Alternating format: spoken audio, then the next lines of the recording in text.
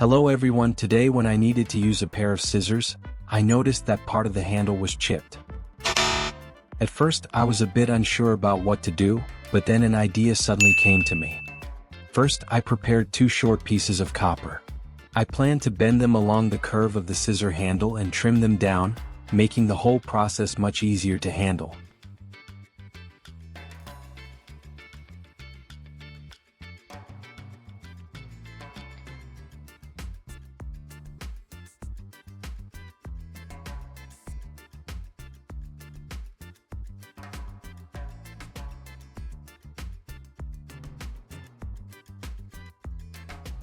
You see, these 2 short pieces of copper will serve as the backbone for the chipped section when we pour the resin to form the mold.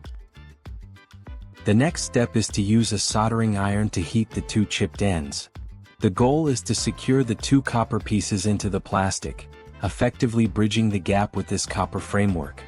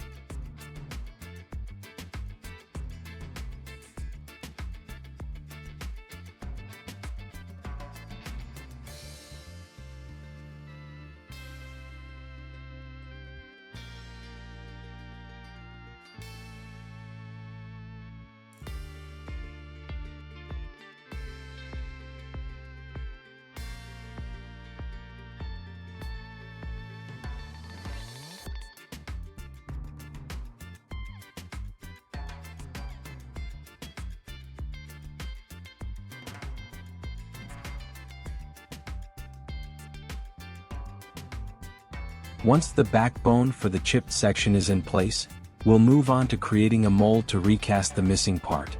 Everyone pay close attention to the steps on the screen.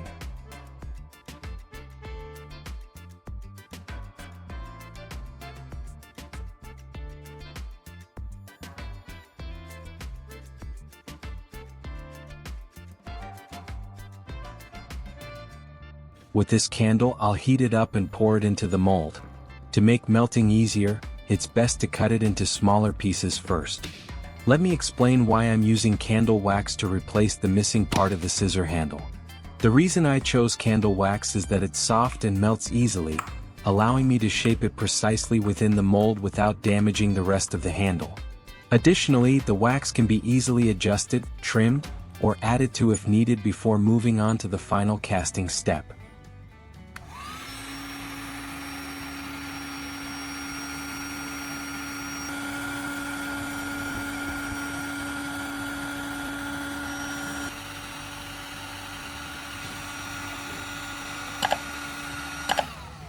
Now I'll pour the candle into the mold and let it solidify.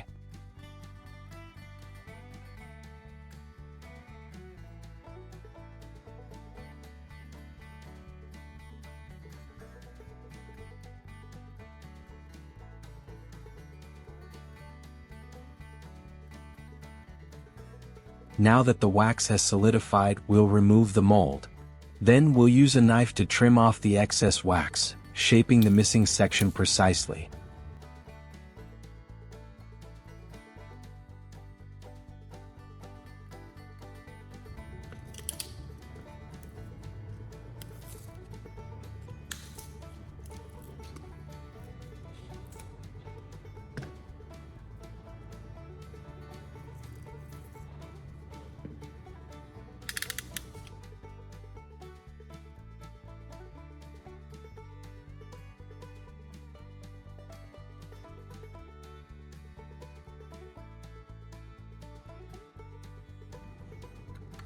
Did you notice something a bit off earlier? Who would actually use candle wax to make a scissor handle? I was just joking a little. In reality, I'm using the wax to create a mold. Comment below if you spotted it from the start. Now gently lift the handle out of the mold. Take your time to avoid damaging the mold.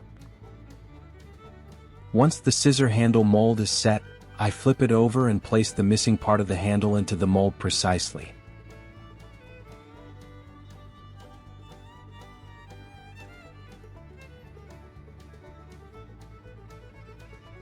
Now we'll move on to adding material to completely fill the missing section. First, we'll apply glue to the missing section. Next, we'll sprinkle baking soda into the missing section. Don't overdo it, just enough for the glue to stick. Repeat this process, adding glue and then more powder until the area is completely filled.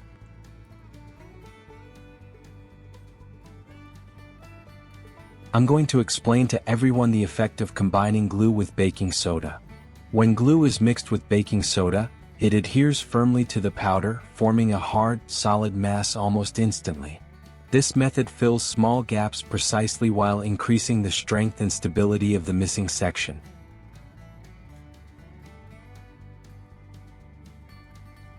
The glue has set, so now we'll remove the handle from the mold.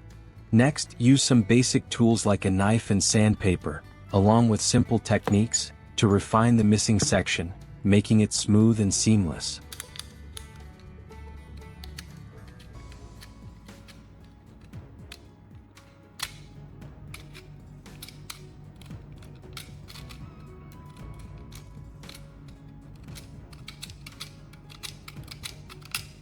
Don't hesitate to use firm pressure, as the structure here is very solid and can withstand force without any damage.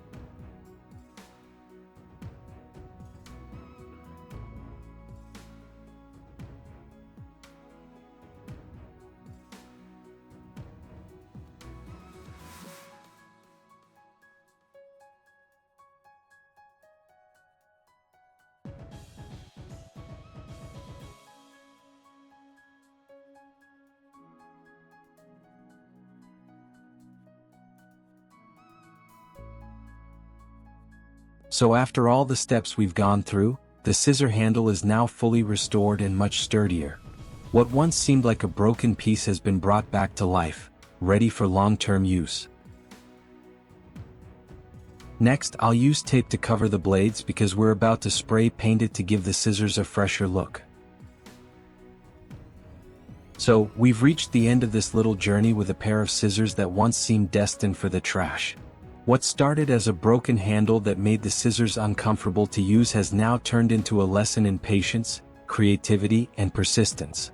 Instead of throwing it away or rushing to buy a new one, we took the time to restore it. And as you can see, the result is not only functional but also refreshed, almost like a brand new tool. What I really want to share here isn't just a repair method. More importantly, it's a reminder that in life, things that seem useless can still be revived if we're willing to invest effort and care. Just like this scissor handle, something that appeared to have lost its value can still serve us well for years to come. And along the way we learn patience, appreciation, and maybe even a deeper connection to the things around us. I'm sure many of you have an old item lying around, something chipped, broken, or worn out, that still carries meaning and memories. So instead of discarding it, why not try fixing it yourself at least once? You might discover the same sense of satisfaction I've found today. If you found this video helpful, leave a comment below and share your thoughts. Have you ever repaired something that seemed beyond saving? Tell us your story. And don't forget to hit like, share with friends, and subscribe so you won't miss more experiences like this. Thanks for being here, and I'll see you in the next one.